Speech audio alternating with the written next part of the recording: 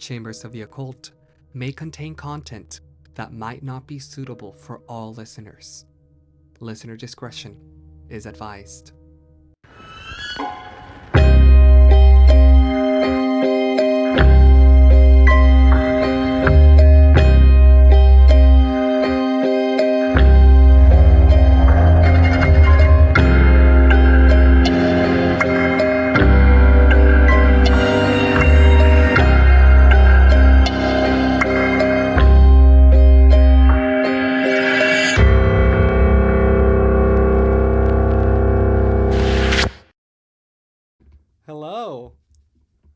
Hello. I'm Frozen. As always. I mean, I'm Jay. I would love to not be Frozen, actually. I mean, I think it's like your thing at this point. And there was that one episode where we thought it wouldn't be my thing. And it wasn't for like a second, but no, it is again. we're back at it. Unfortunately, we're back at it, yeah. You know what? We'll start recording in person, and I'll still freeze for that just half a second. You'll start, and you'll just be like, I'll be like, Jay, what? It's like, it's Jay, my thing. what are you doing? I gotta freeze. Like, what the hell are you doing? What? Anyway, welcome, folks. Old News Nonsense, Volume 12. Technically, it's the last episode of the year because it's still 2024 For us, as of yeah. recording this. You'll get to hear this in 2025. Oh my God, that's crazy. Yeah. Anyway, as you can see, I wanted to dress for the occasion. So, And I have no love this holiday hat. spirit. As I'm looking around and I'm just like, I That's don't okay. have holiday spirit. that's okay. You're wearing the green. Fair. I'm wearing the red and the white, and you're wearing the And green. I'm wearing the green. There we go. Yeah, it works. Yeah. There we go. Not planned at all. No, we're professionals. But yeah. That's 12 Old News episodes Nonsense. of Old News Nonsense. Volume 12. Which means we've technically had one for every month. That's true. I know it didn't yeah. start in January, but you could say there's one for every month. Yeah. No, and I mean it's kind of cool because like we have 12 for 2024, Yeah. and then we're gonna have 12 for 2025 Yeah. because we're doing one a month, right? So, okay, that's cool Yeah. actually. I just noticed that I think like 2 days ago when I was thinking about it. But yeah. So let's get started let's wrap up this year actually. Whoop whoop whoop. I don't know what the hell that was. Not Anyway, finger guns.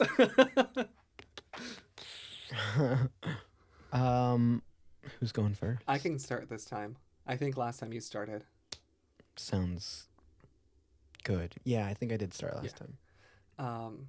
For this one, we're gonna keep it nice and short. Not too short, obviously.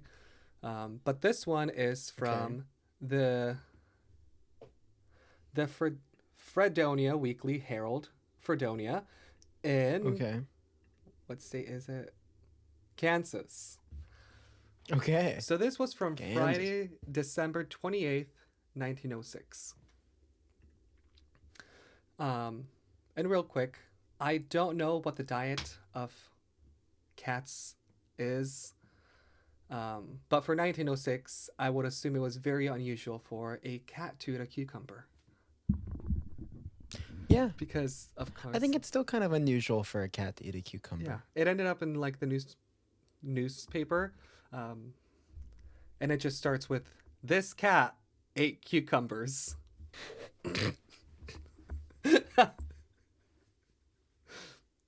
That's the name of the article? Straight to the point. Yep. And it just says, "Animal with strange taste has been living in wells." It starts by saying, "A cat that eats cucumbers and squashes has just been discovered in the town of Wells, and so far as known, there's none other like it in York County. The animal," I just zoom out. "The animal has been living on Elm Farm, which is owned by Messrs. Vesta E. Hammond, and for some years the people living on The place had been troubled by some animal eating into the cucumbers and squashes and ruining a great many of them. Only the very outside of the cucumbers were left, and the squashes were faring about as badly. How do you only eat the inside of a cucumber? I don't know. Like as a cat? I wish there was some pictures. But as a cat, yeah, you use your like paw to like scoop it out, I imagine. I guess so.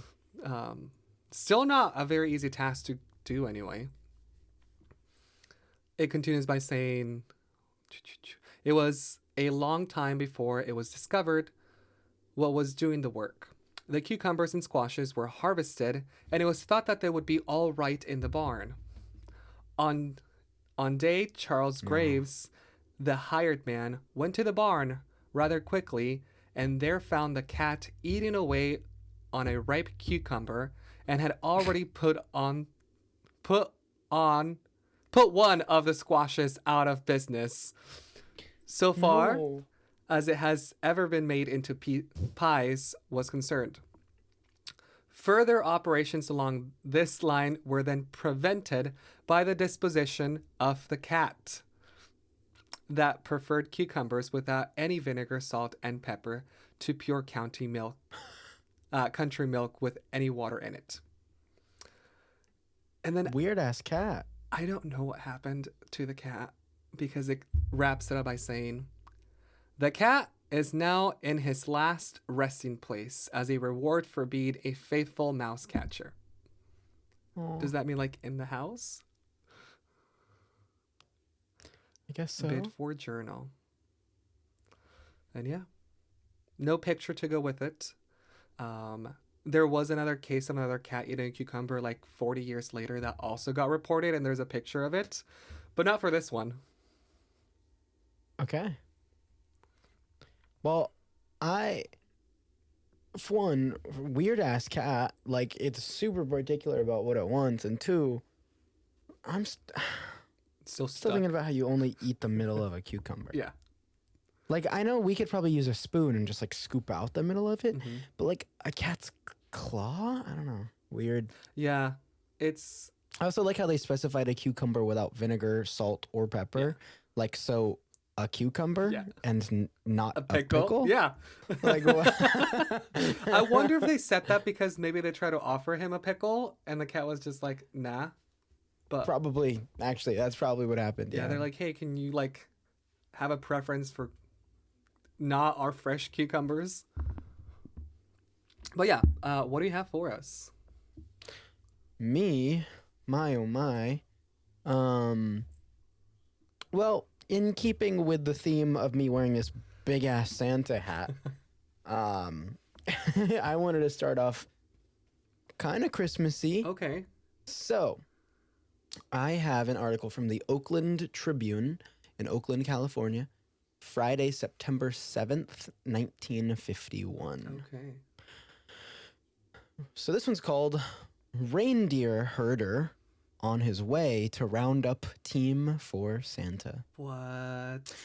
So one of Santa Claus's closest advisors, the keeper of his reindeer, is on his way to the North Pole again to replenish old St. Nick's herd. He is Grady Carothers, a tall and tanned Texas rancher and America's only importer and trainer of reindeer, who is flying to a roundup of the creatures in northern Alaska. Planning to be in the Northland until mid-November, Carothers stopped briefly in Berkeley to visit Willis D. Parker, prominent animal dealer and creator of television's Animal Bazaar show, at his 2712 Bennevue Avenue apartment. Like, what? Quote, I guess we've got the nearest thing there is to real Santa Claus, end quote, the rancher declared as he told of his unique business of supplying reindeer for Christmas displays and parades throughout the United States.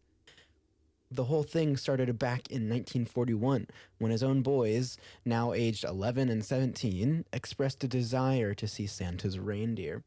Quote, it dawned on me then that something ought to be done about this desire, and I decided to go after them, end quote. He explained, the war delayed the project, but in 1948, he secured permission of the Alaskan territorial government to bring out 8 deer. Okay. It's crazy. He had to get permission from the government to secure these reindeer. Yeah, because I was like, I don't think we can just like go into the wild and get them. And get reindeer. No. Like, no. So that part makes sense. The one part that makes sense so far. Yeah. I mean, it's a cute article. Like, I definitely appreciate the fact that work is being put into the holidays. So it says the following year, he brought out 6 deer, 12 last year, and this trip he plans to secure 20 or 22. Holy, okay. He also hopes to bring out for the first time several female deer from Kodiak Island. So he's branching out. He's got more variety. So he's going to want to have his own baby deer. Yes. Carothers will fly to Seattle, then to Juneau and Kodiak Island. After Kodiak, he will journey to Kotzebue, an Eskimo village within the Arctic Circle, in the large reindeer herd which ranges at a distance 4 days' travel from the community by dog sled. Hiring Eskimos as, quote, deer punchers, end quote, the Texan will walk down the herd, a 2 weeks job, and corral it. Then begins the job of roping out and gentling the specimens he will return to the States. This involves tying the deer to stake ropes and teaching them to eat oats, to eat from a trough and drink from buckets. Yes. Finally, they'll be taken to Kotzebue and then flown by an Arctic Pacific airline DC-4 to Carothers' Goldwaith, Texas ranch. There, they will be broken to harness and finally go to work for Santa Claus himself. Love that.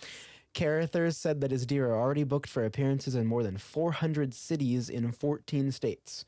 Quote, and a lot of American kids are going to get their first view of Donder and Blitzen and the rest of Santa's reindeer team. So cute. He declared. I would want to go see them. I would too. Like real reindeer? Yeah. That's so sick. And it took, but the fact that it took so much work to get this going. And it seems kind like of funny. every year it was just more and more reindeers being was, like added yeah. on. I mean, clearly, Look, like he had to fly to like Alaska, multiple parts to get them and then bring them back to the U.S. Crazy. Clearly, he's at that point known across the country, like different states and all that stuff. So that's pretty cool. I did not know that was like a business venture that someone could go into. I don't know either. I mean, in 1951, yeah, I mean, anything's a business venture, right? Yeah, I guess so. Fair. All right. Well, there's my first article. Thank you. What's up? Very on the holiday spirits. I wish I was more in the holiday spirits. But, you know, I guess it depends who you ask because... don't some people say that it's all about like the Christmas spirit? I guess so. Or like, yeah, the spirit of the holidays. Well, I'm going to be talking about the spirit of a cat. Bom, bom, bom. So this article is from the Daily Republican Register, Mount Carmel, Illinois, Friday, June 15th, 1923. And the headline for this article just says, Topsy the Ghost Cat has risen to bid for fame. And it starts by saying, June 15th. From a cat's grave in the rear of a farm shed has risen Zion. Catdom latest bid for fame. It is Topsy, the ghost cat. Topsy has risen to fame in literal sense, for several days ago, she was buried after apparently meeting death in an accident. What? Yeah. But with 8 lives left, to her credit, Topsy wasn't content to remain underground. Oh, of course not. Now, today she is placidly enjoying the second of her 9 lives. Topsy returned from the feline Shadowland, is told by Ira Blackwell, one of Lake County's dry agents. According to Blackwell, Topsy belonged to one of his cousins. Topsy was marked with brown, black, and white spots. Her left hind leg had been broken and had Reknit. Head. Right? What? I don't know. Reknit. Recnid. Weird. I've never heard that word before. Yeah. And I read this, but I just couldn't just skip that. No, fair. Yeah. But apart from that, she was an ordinary. Okay. Come on. Sorry, it's okay. Ordinary sort of cat, with no signs for future fate apparent. On day, Topsy was chasing mice in a corn crib when a heavy barrel fell on her. Yep. Oh shit. Topsy's mashed, bleeding remains were dug out Oh my god. by her owner. There was no sign of life. It was decided to hold a regular funeral for Topsy. A grave was dug at the edge of the orchard, and the remains deposited therein, with due prompt and ceremony, and a little mound marked with a headstone heaped on the grave. The next day, a cat strolled in the kitchen. It was a bit wobbly, and its whiskers were dirty. It had brown, black, and white spots, and Oh my seemed God. strangely at home. Yeah. Oh my god. An examination disclosed a left hinder leg that had been broken and kinted. At last, Topsy's mourners hastened to the grave. They opened the grave and dug down to the bottom. There was no cat remains there. Where this cat like literally keeps dying and then coming back to life. A barrel fell on this cat, and they're like, "There's no signs of life. Let's." They buried its mashed remains. Yeah. What? The description is crazy. No, I loved it. I saw this and I'm like, "Is this for real?" And I just kept reading through it, and I'm like, "There's nothing that says like no, like it's a joke or anything." So. Cool. And that's it? Yeah, and that's it. That's it. I want to hear more tales of this cat. Same. I want to know, like, what did it use its other 6 lives for? Yeah, I want to know that as well. You know? Yeah. But who knows? Maybe Topsy will show up again. I hope so. That's the name, though. So now we know what to search for. Topsy. Topsy. The cat. Topsy the cat. Yeah. Okay. Now, what do you have for us? My next article is from the Lima News in Lima, Ohio. Sunday, November 27th, 1966.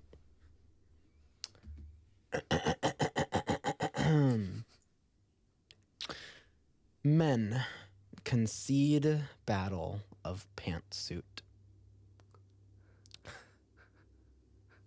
Okay. I don't know what to picture. There's so many things going through my head. Well, I'll just get into it. No, yeah, Okay. yeah, go for it. Go for it. Forget what some say about the fashion conservatism and backwardness of Midwesterners. It's just true. It just isn't true in Lima, at least in the current national battle of the pantsuit. Lima's finest restaurants are rolling with the times in permitting women to dine in trousers cut like a man's. Though one restaurateur said, quote, "I must admit, I haven't seen a pantsuit yet," end quote. By definition, the pantsuit is a matched and mated pair of slacks and a jacket.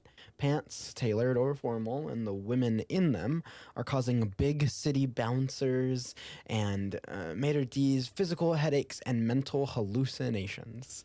In the no admittance wake, they are making enemies of customers who have their pantsuit pockets loaded with the greenbacks. I don't know what that means. It's okay. But in our town, for the woman with the verve and the nerve to wear the tailor, there are no restaurants barred, nor are the bars. Louise's Restaurant Co. Owner Joe Venturella went a few words further. Quote, "We have no objection to pantsuits at all. In fact, as long as the woman has clothes on, she can be served." End quote. I agree. That's true. Joe Azzarello, co-owner of the Alpine Village, opinions. Quote, pantsuits are fine, but if the girl wears those slacks, stretch, or whatever you call them, we try to place her in the cocktail lounge rather than the dining room. Shorts, though, are out, he added. Shorts are out. They definitely are. At the Argonne Hotel, manager W. James Wright noted, quote, we don't have hard and fast rules. If the outfit looks reasonably nice, we'd have no objection. Actually, for women in general, the rule should be, how does it look? What condition are they in? These are the questions I'd ask if I were a woman. Okay. Milano Club's co-owner Joe Guagenti qualified his okay with, quote, as long as they are suits, the pants and jacket, but the ordinary stretch pant is out. People don't really like these stretch pants. I don't know what a stretch pant is.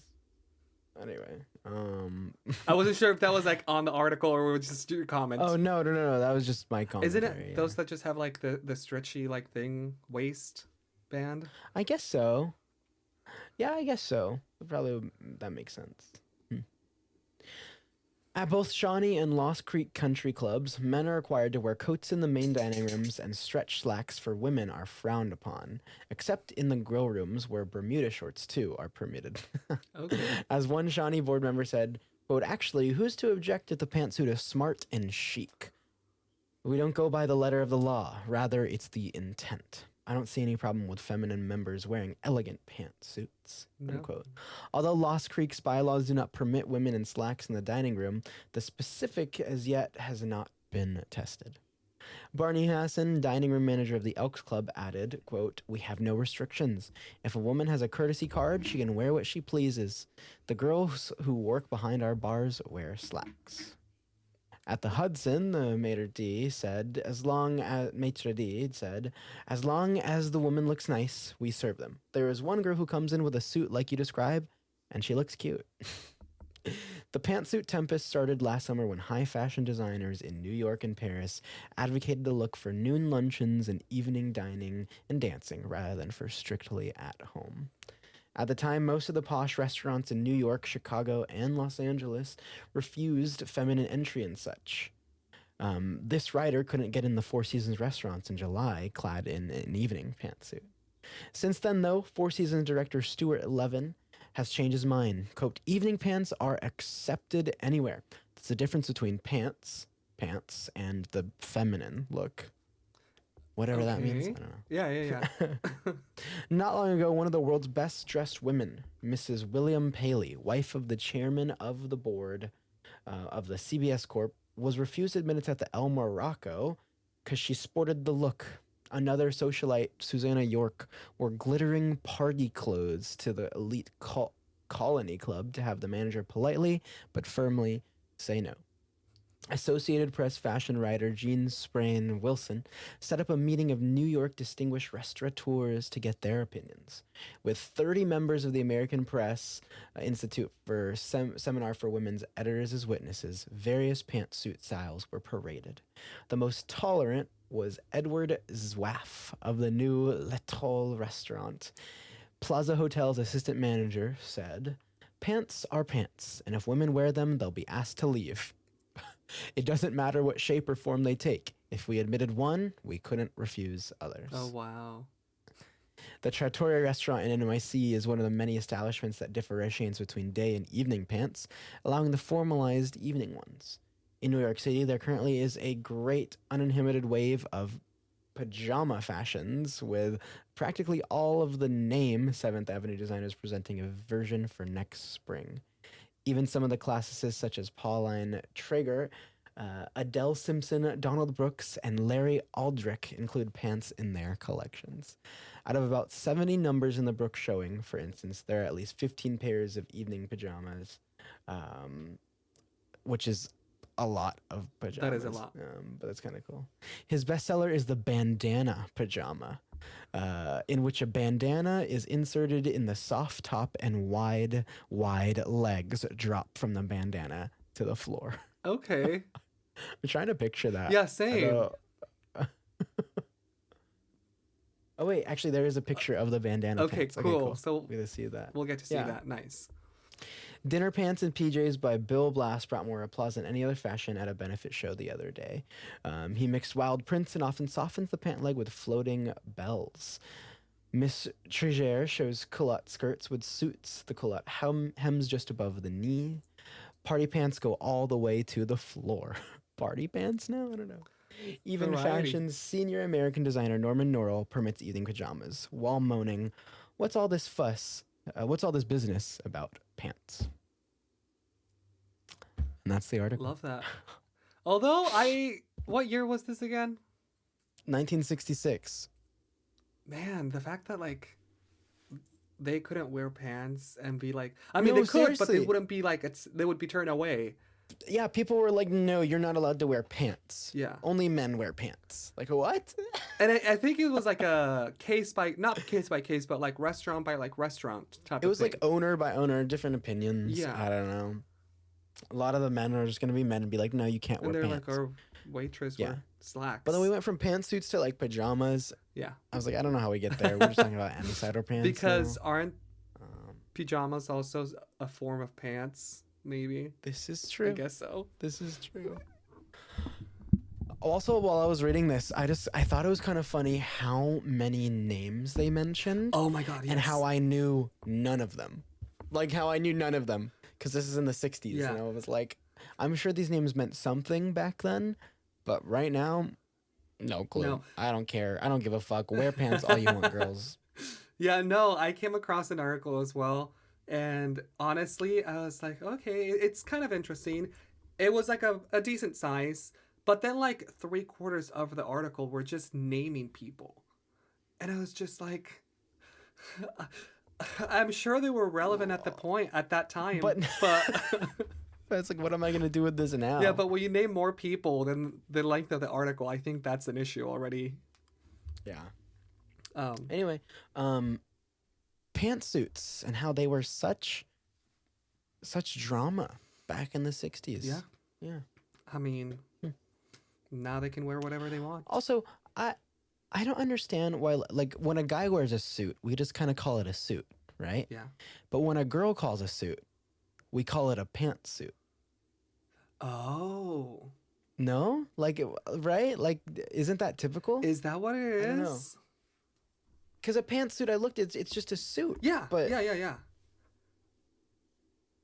yeah, I don't know. Anyway, If you know, write in, folks. Tell us why that. If you know what it is, Yeah. I don't If know. you own a Weird. pantsuit, Is it just is it just like another like misogynistic thing that passed down from men, like wanting to differentiate what they are wearing from women?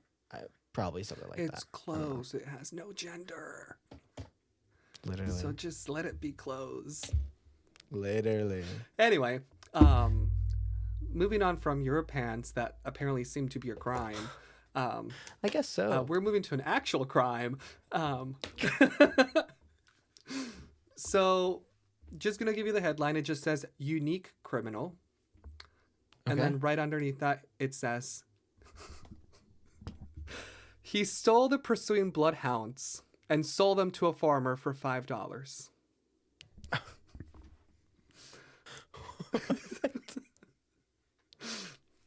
So this was in Columbus, Ohio. Yeah. June 28th. And it starts by saying, in Columbus, C.F. Wyckoff of, oh my God, this town names and cities. Chillicothe, I'm going to go with that. Okay, yeah. Is in Columbus attempting to secure a pardon for George Hahn, sentenced to the penitentiary for 10 years from Adams County for forging an order for 25 cents worth of tobacco. What year was this? Good question. I don't know. Okay. Not recent, that's for sure. No worries. Like 25 cents worth of tobacco. That's not a lot. Oh. And it continues by saying,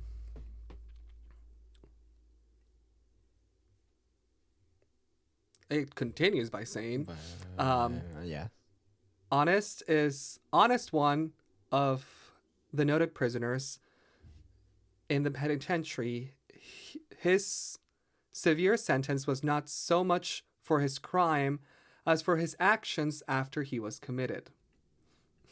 Hahn was the first prisoner to be confined in the new jail in West Union. The builders of the prison offered a price of $100 to any man who would escape from its cells. Hahn had been confined in the jail but 24 hours when he made his escape.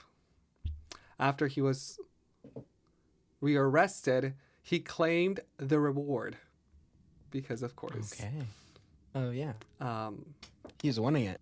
But the contractor set up the claim that he had been assisted by one on the inside and refused to pay.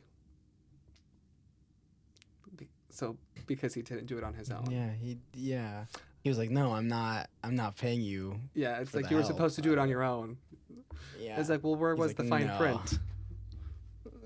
Bro swindled him. Yeah. Hahn talked for a long time about bringing suit, but at last dropped the matter. And it continues by saying, the escape became a political issue in the county and destroyed careers of several politicians.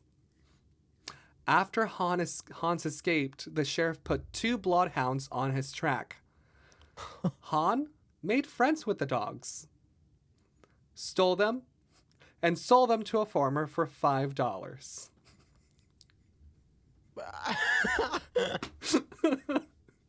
He just sold them off that easy, no hesitation.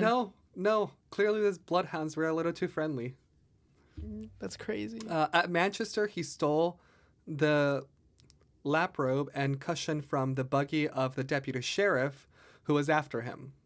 He made his way to Wisconsin, where he was finally arrested and landed in the penitentiary. As he has served 3 years, his friends consider he has been sufficiently punished and will try to secure a pardon. And that's all. That is very unique. Yeah. Yeah. It's like, what are you in for? Well, I broke out because there was a reward if I broke out. Yeah, and then that caused more problems, and then... Yeah, I don't even know why I was even here in the first place. It just, all this other stuff happened. Don't feel too bad for him selling those 2 dogs for $5 because he did not get that $100. Mm. And I'm sure So they at got least the he dogs got something. Yeah.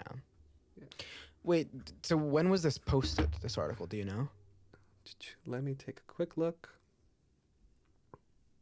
If not, it's fine. No, it's fine. I'm sure I can. I just want to know how much 25 cents would equal. Fair. You know? Unique criminal. Ohio, June 28th. Let's see.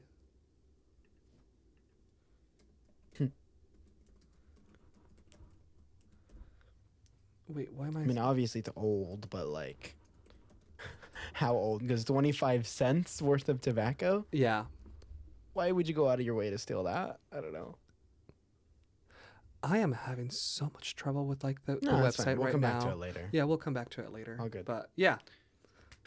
What do you have for us? I have something completely different. Fair. That's the fun about this. This is from the Wichita Beacon, Wichita, Kansas.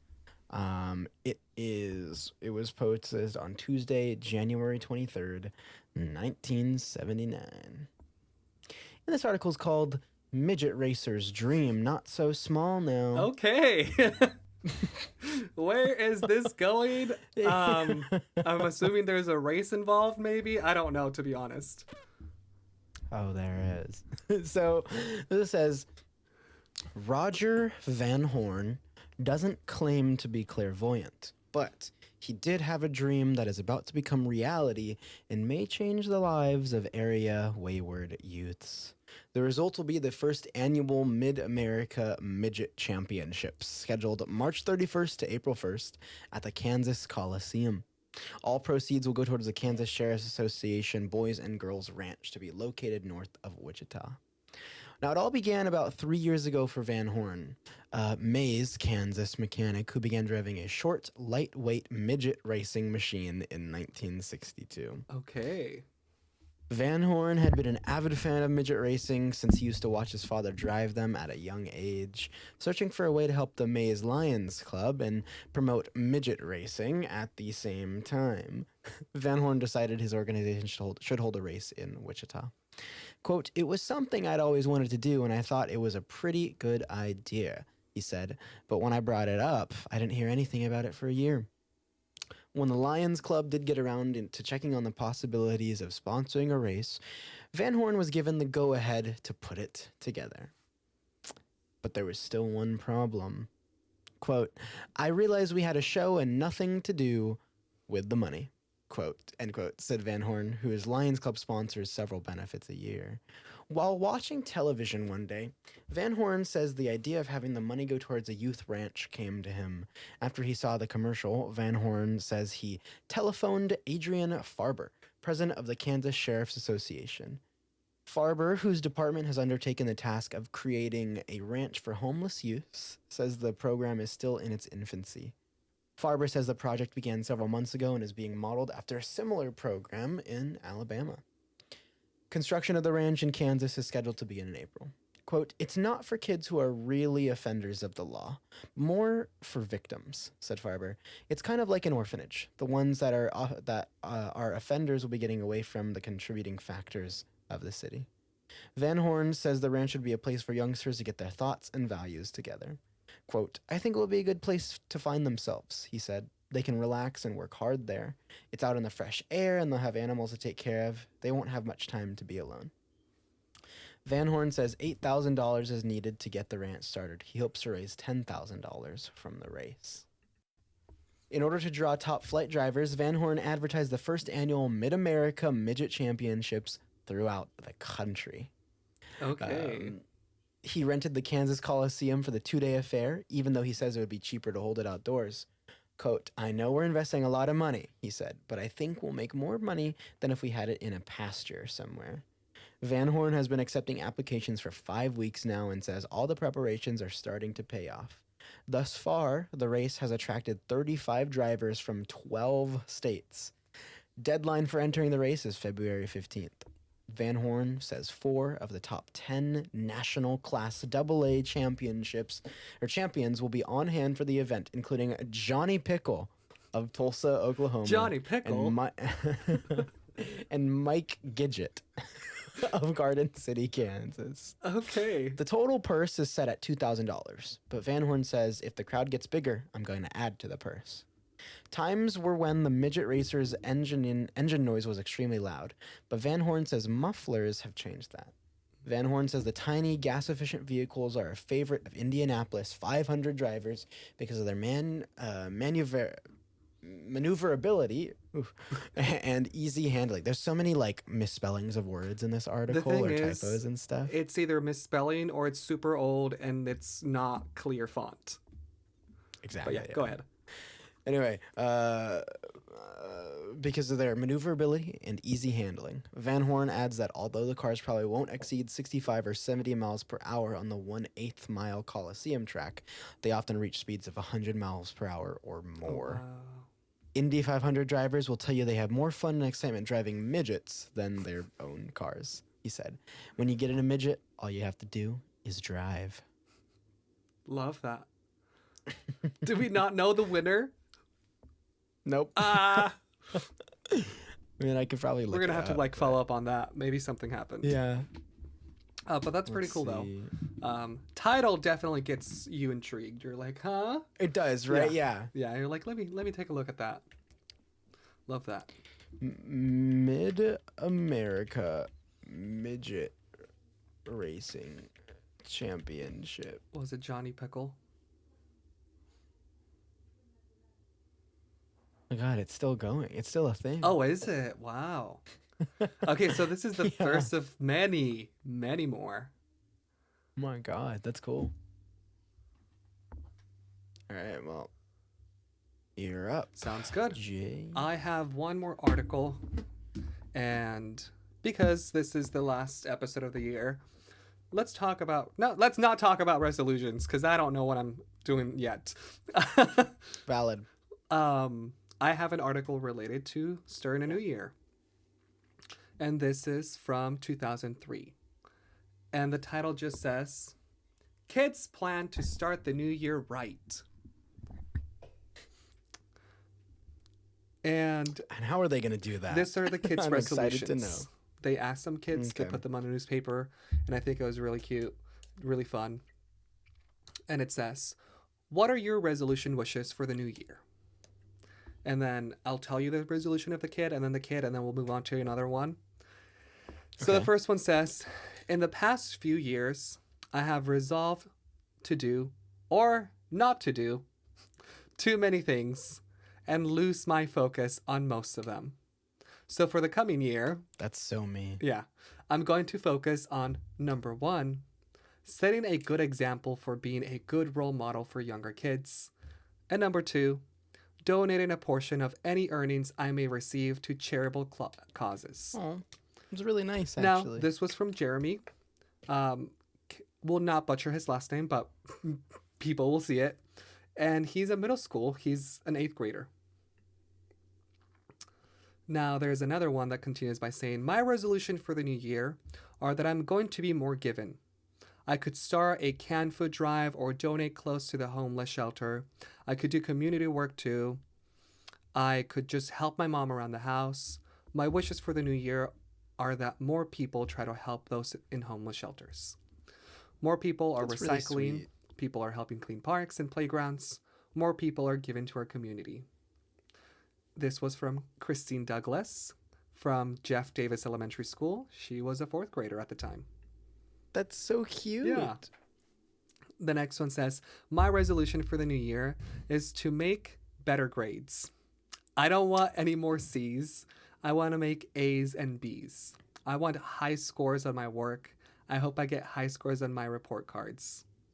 This was from Haley Frisk from Jeff Davis Elementary. He was also a 4th grader at the time. The next one says, my resolution is to make better grades in school. That is my resolution because I want to pass school and graduate from high school. He's so me.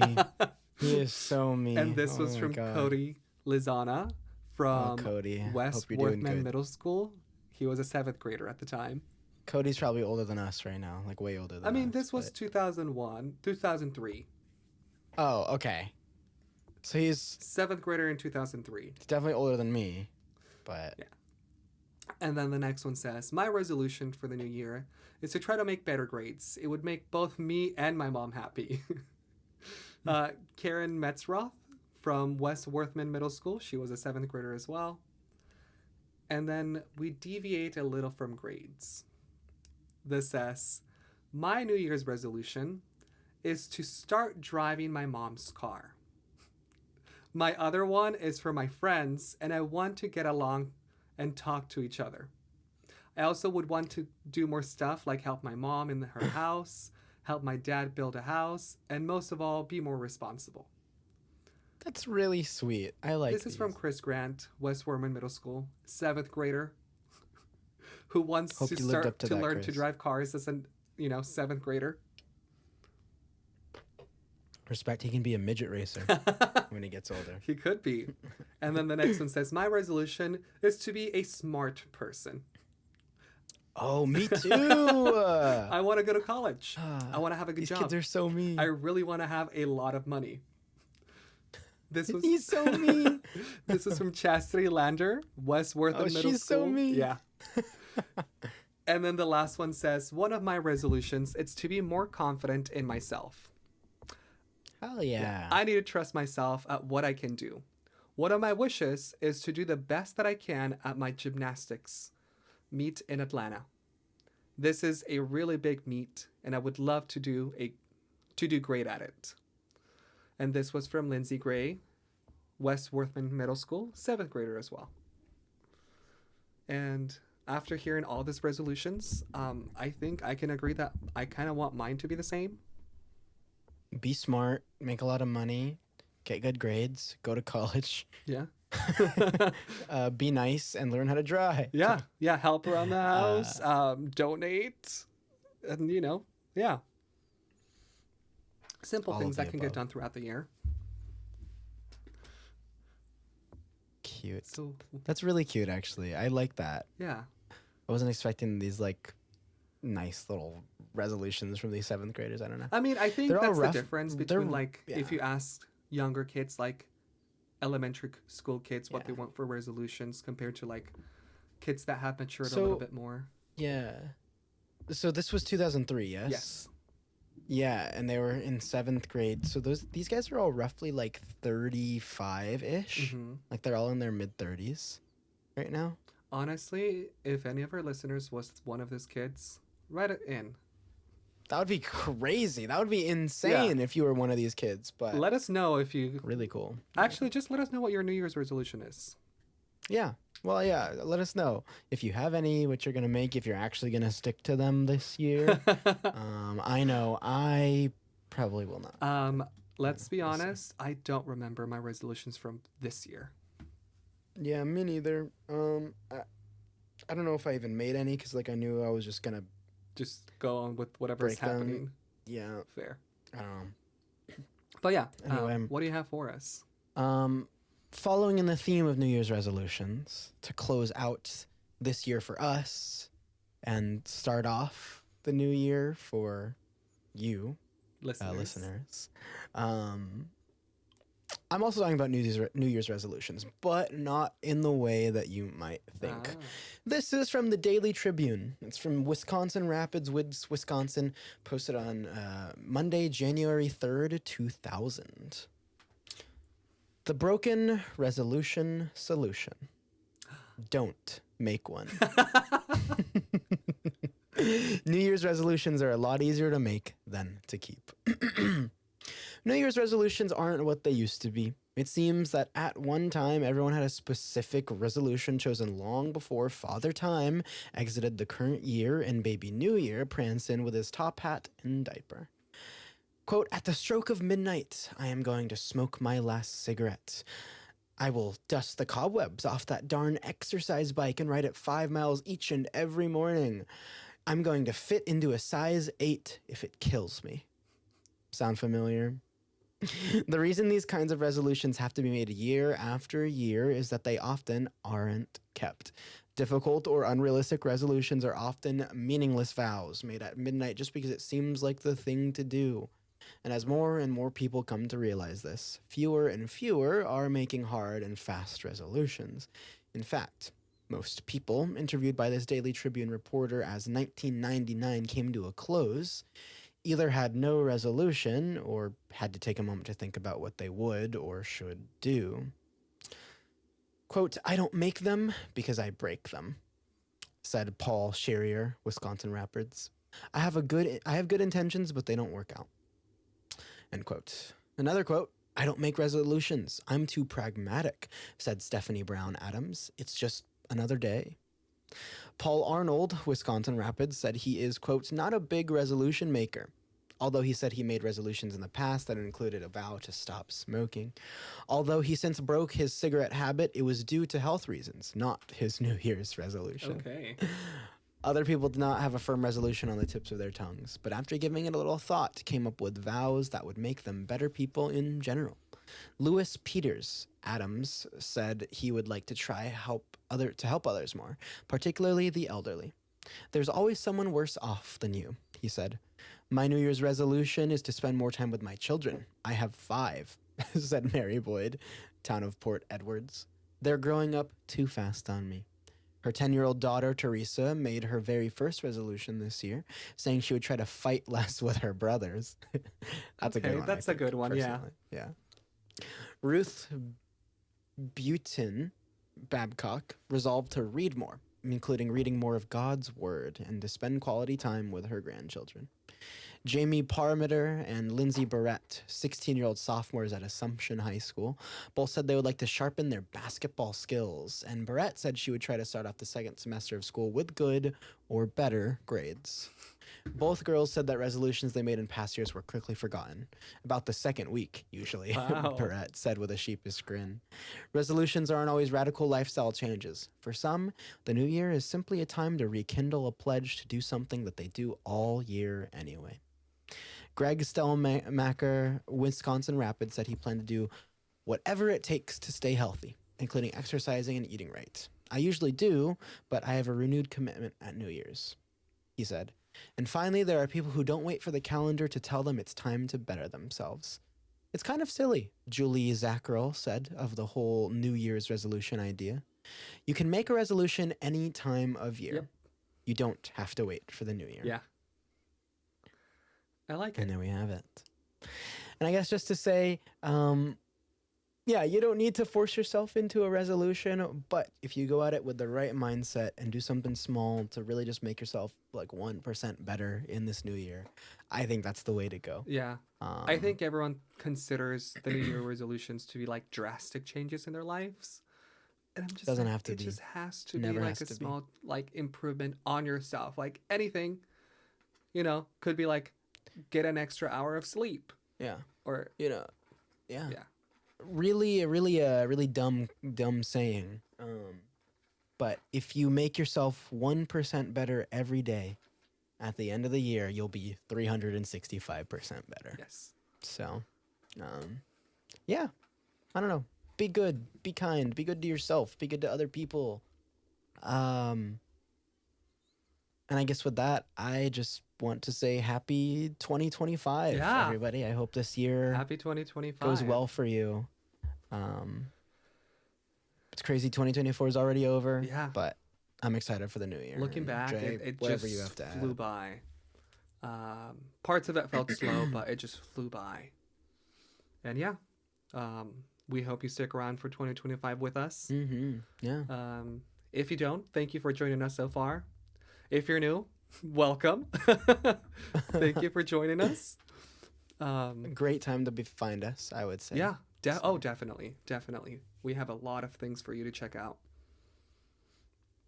But we're excited. We're excited about this whole new year because I know for both of us, like personally and with the podcast, there's just been a lot that's changed, a lot that's happened here in 2024. And 2025 for me at least almost feels, 2025 for me almost feels like not a new start, but just like the guy kind of said in the article, like a renewed commitment to wanting to be better. Yeah, I was thinking of like a guess. continuation of the good. Yeah. So I'm excited, and I hope you guys are too for this and for yourselves. Yeah. If you guys need some advice with New Year's resolutions, a really simple one could be to write into your favorite podcast a little bit more. Oh, whoa. That would be so That'd cool. be so easy. Just type, send. And that's one more than you sent last year.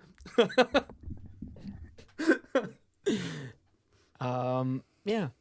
Anyway, enjoy, folks. We'll see you soon. Yeah, we will. Till next time. Goodbye. Auga. Ah, no, Smurf. End it. Cut it. Thanks for listening to Chambers of the Occult. For photos, sources, and anything else mentioned during the episode, check out our website at chambersoftheoccult.com. You'll find everything you need there if you do find yourself wanting more. You can also follow us on all of our socials at Chambers of the Occult and on Twitter at COTO Podcast. If you have any questions, comments, recommendations, personal anecdotes, or concerns, let us know.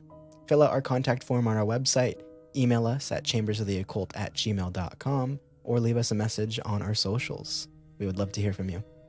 And if you enjoyed what you heard, we would greatly appreciate it if you could drop a like, leave a comment, and subscribe. It is absolutely the best way to show your support, and it would mean the world. Until next time.